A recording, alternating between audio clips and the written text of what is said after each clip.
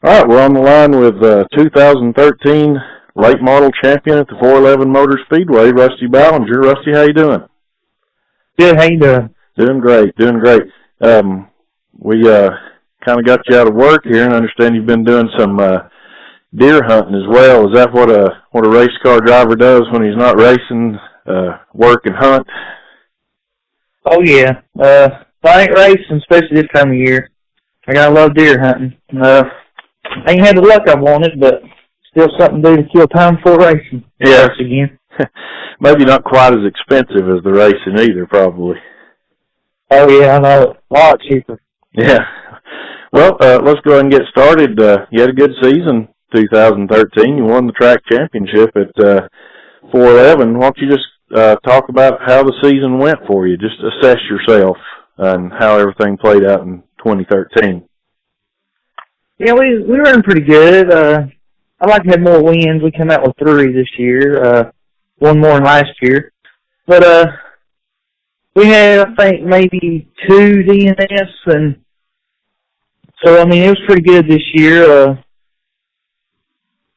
The competition here at 411, it's just Collins, he don't show up every week, and then now Corey, he comes in. You got Jason, of course, and Trevor, and Manley, all them. It's just pretty cool to stay out, be consistent every week against all them guys. Well, that's one thing I was going to get to is the consistency was really the key for you this year. Like you said, you just won 3 races, but you were just there every week, and every time, either if I was at the track or when I looked at the results afterwards, you were always, top 3, top 4, top 5, and had very few DNFs, and that was really the key to winning a track championship, wasn't it? Yeah, it definitely is. A lot of it is just working in the garage, working on that thing all the time, bolt checking. That was it. Ever since I started racing, I've always, when I show up Saturday, I want to finish. I don't like none of that. All these other guys, they lead a few laps and always running good, but dropping out over stuff. I would always check everything all week, and I just really want to finish. Well, that was one, you're kind of stepping right into all the questions that I was going to ask, and I was going to talk about how you achieve that consistency, especially, a guy like yourself. You don't get to spend, every waking hour working on that race car because, like we said, you're working and doing that kind of thing. So you've got to get a lot done, and you really have to manage your time well also when you're out there in the garage, don't you? Oh, yeah. I'm not used to it now, but I'm really the only one that works on it in the garage. I work 8 to 9 hours a day, 5 days a week, sometimes 6, and then come home. I already got the whole week scheduled when I'm going to do my tires, and I'm going to wash it, and that's just if I run it. I mean, if I don't break nothing. And it's just, you really got to work on it hard throughout the week, just a few hours a night, and work off it Saturday, and then just have it ready to go. And if I'm not mistaken, you just have the one car, is that right?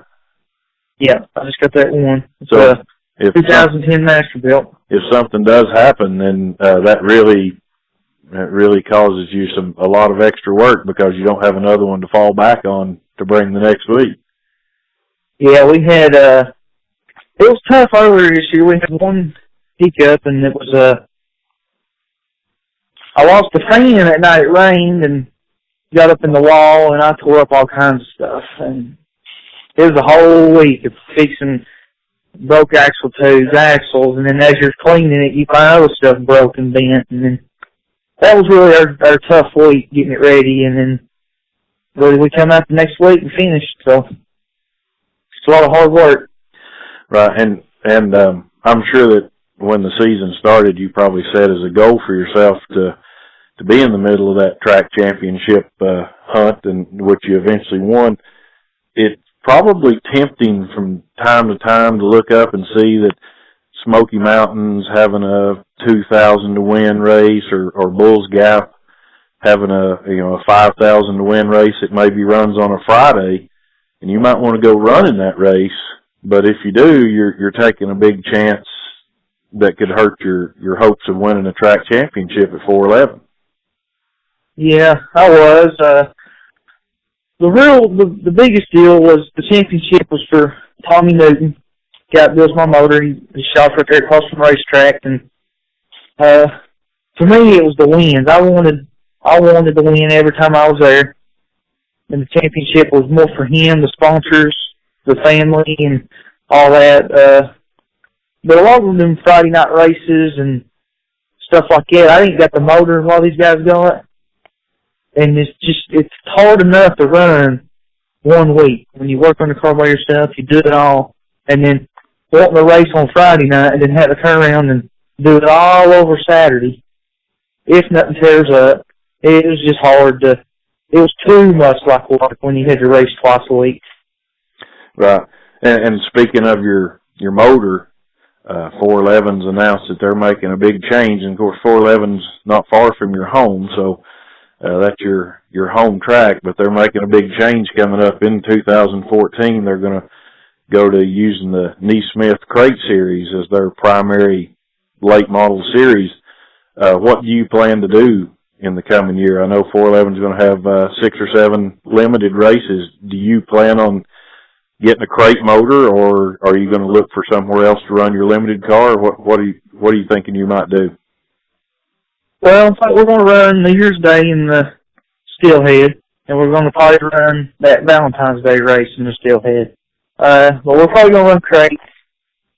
I didn't like it at first, but with the money, where I'm at with money, and it's just a lot better for us, more competitive to run crate motors instead of run these big $20,000, $30,000 motors.